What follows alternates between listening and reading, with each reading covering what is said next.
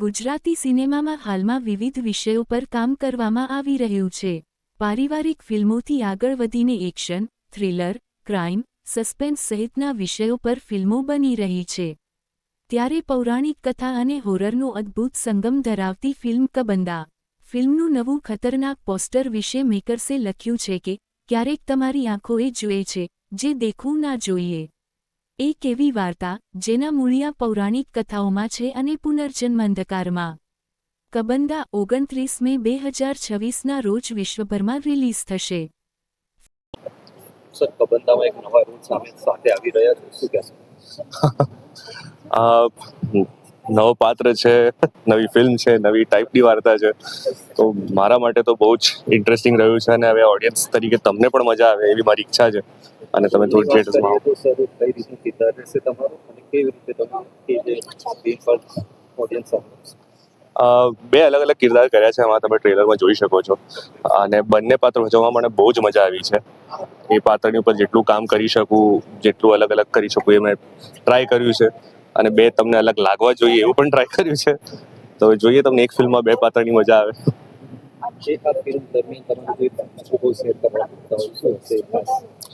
મારો અનુભવ બહુ જ અનોખો હતો. મને બહુ જ ગમી આ ફિલ્મ કરવું, કેમ કે એઝ એક્ટર્સ તમે એક એવી વાર્તા શોધતા હો છો કે જેમાં તમને તમારી કળા બતાવવાનો એક ચાન્સ મળે. તમે જેટલું પણ શીખી શકો. જે રીતે આપણે એક્ટિંગમાં શીખીએ કે આંગિક, વાચિક, અલગ અલગ જે રીતની એક્ટિંગ હોય છે, મને આમાં બધું જ કરવા મળ્યું છે. બોડી લેંગ્વેજ બનાવવી, અવાજ બનાવો, અલગ અલગ ઇમોશન્સની અંદર એમાં રમવું. તો મને તો ખૂબ જ આનંદ આવ્યો છે કરવામાં. અને આઈ હોપ કે એઝ ઓડિયન્સીસ તમને પણ ખૂબ જ મજા આવે. તમારી જે મેન વોઇસ છે એ દર્શકોને ખૂબ ગમશે, તો એક તમારે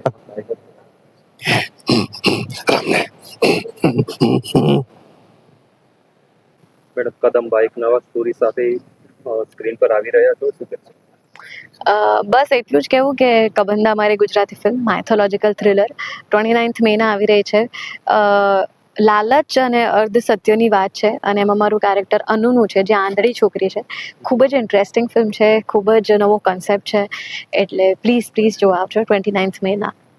નવા સ્ટારકાસ્ટ છે સાથે કેવું શેર તમારો અનુભવ રહ્યો? શ્યામની પહેલી ફિલ્મ છે, શ્યામ નાયરની. રુચિતાની બી પહેલી ફિલ્મ છે. બૃંદા ત્રિવેદી જે છે એમને તો તમે હિલ્લારોમાં જોયા જ છે. અત્યારે તમે એમને પુષ્પામાં જુઓ છો, કાદંબરીના કેરેક્ટરમાં. આઈ થિંક બહુ જ હાર્ડ વર્કિંગ એક્ટર્સ છે. બહુ જ મજા આવી, બહુ જ શીખવા મળ્યું, કેમ કે શ્યામનું જે કેરેક્ટર કબંદા રાક્ષસનું છે એમાં એ દોડે છે, ભાગે છે, એના ટોસ પર છે, એક અવાજ એનો અલગ હોય છે અને 3 કલાકનો પ્રોસ્થેટિક મેકઅપ કરે છે. એટલે ખાસી અઘરી ઘટના છે. અમે લોકો સેટ પર 3 કલાક લેટ જતા અને 2 કલાક પછી મેકઅપ કાઢીને પાછો આવતો. અને અમે 15 દિવસ સતત કર્યું છે, 4-5 કલાકની ઊંઘ સાથે.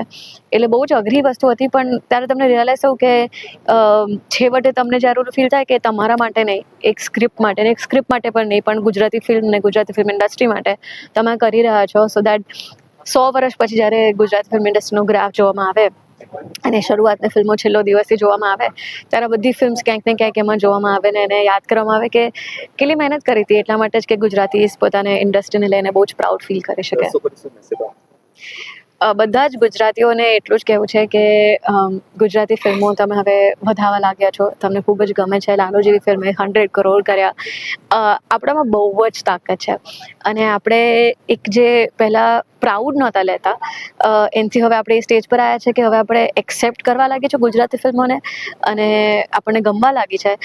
બસ અમને એ સ્ટેજ સુધી લઈ જવું છે કે આપણે એટલું બધું પ્રાઉડ હોય આપણને આપણી ફિલ્મ ઇન્ડસ્ટ્રી પર અને આપણે એમ જ કહીએ કે ભાઈ ગુજરાતી ફિલ્મો જ જોવી છે. તો એના માટેના એક નાના પગલાં છે. તો પ્લીઝ અમને સપોર્ટ કરજો. Thank you.